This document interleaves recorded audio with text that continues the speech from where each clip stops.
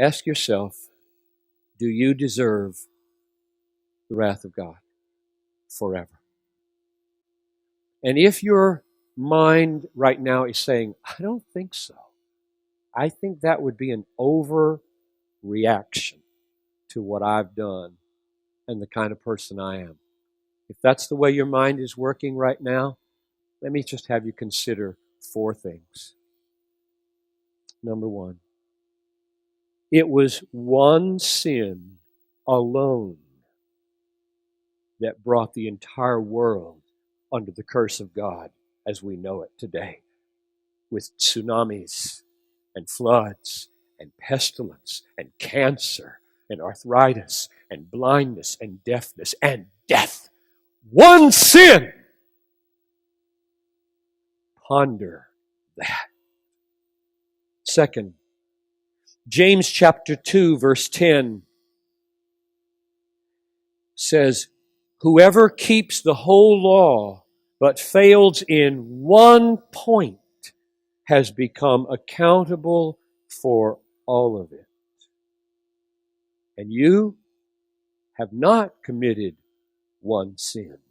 You have committed tens of thousands of sins. And each one is the breaking of the whole law.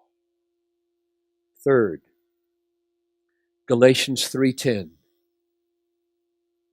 All who rely upon works of the law are under a curse.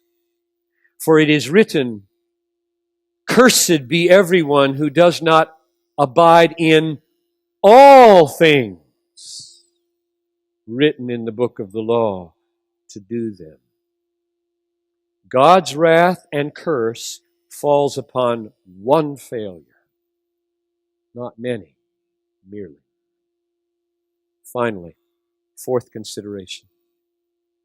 Consider that any offense, any dishonor against an infinitely worthy and infinitely valuable and infinitely dignified and infinitely beautiful being is an infinite sin and deserves an infinite punishment.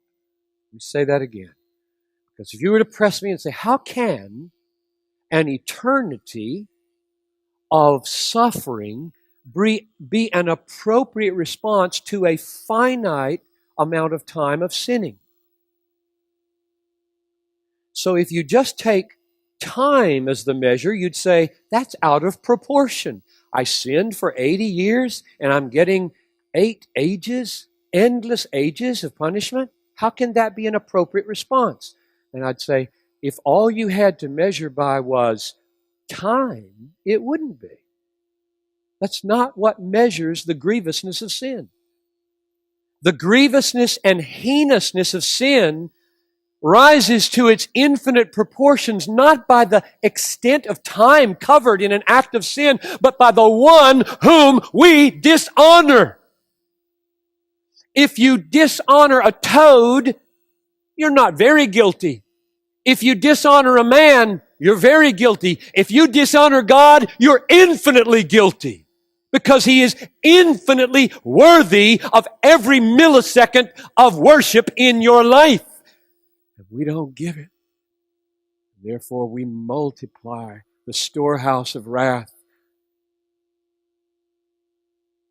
And therefore, I conclude, number 3,